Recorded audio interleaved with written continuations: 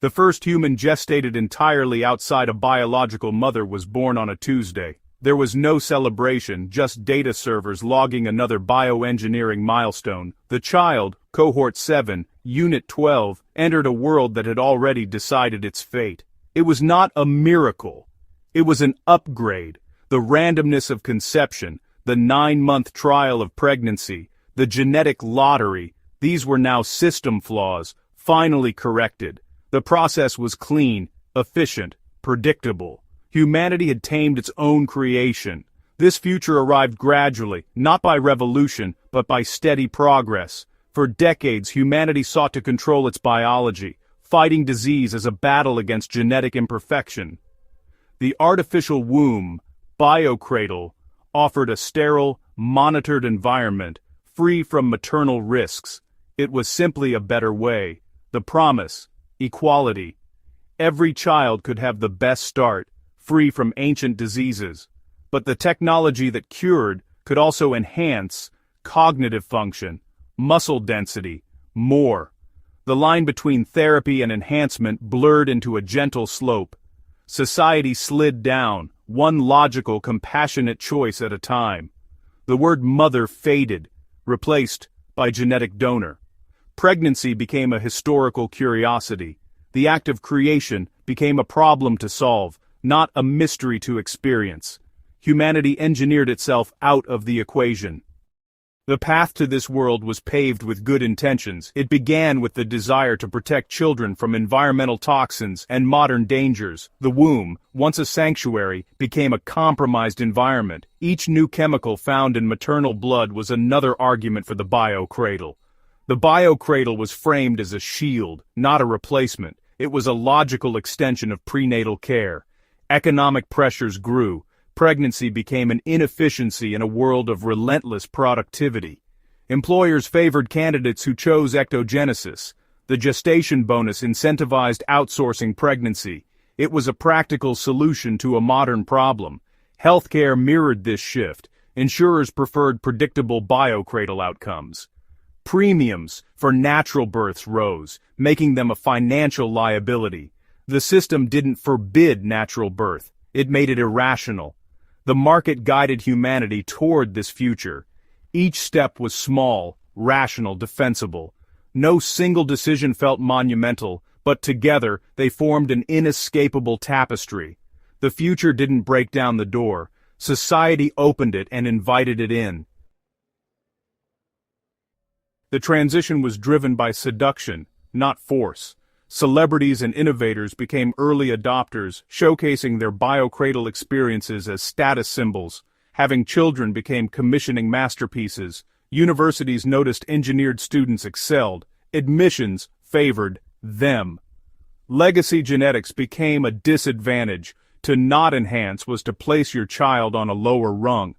Dating apps listed genetic purity scores. Relationships became strategic mergers. People became portfolios of traits. The idea of loving imperfections faded into nostalgia. Military and government demanded specific enhancements for elite roles. Patriotism became intertwined with genetic engineering. The quiet incentives became loud demands. The choice was no longer a choice. Society's point of no return was a quiet milestone. The year BioCradle births surpassed natural ones. The true end came with Amelia, the last natural child, born in a resistant community. Her birth was a global curiosity, not a celebration. In a world of engineered perfection, her naturalness was a disability. She caught colds, needed glasses, performed averagely. Her peers pitied her. She was a relic of chaos and imperfection. The loss was not just of natural birth, but of scarcity. Genius, once a rare accident, became a commodity. Giftedness disappeared. Only varying degrees of enhancement remained. The surprise of a child's talents, the mystery of personality, vanished. Parents became architects, not discoverers. They knew their child's potential before gestation began. Parenthood became quality assurance. The journey of discovery was lost. I remember once seeing Amelia in the city. She dropped her books, and for a moment, no one helped. She just knelt there, gathering them up. her hair falling over her face. I can't quite explain why, but something about that small, awkward moment stayed with me. Something profound and irreplaceable was gone forever.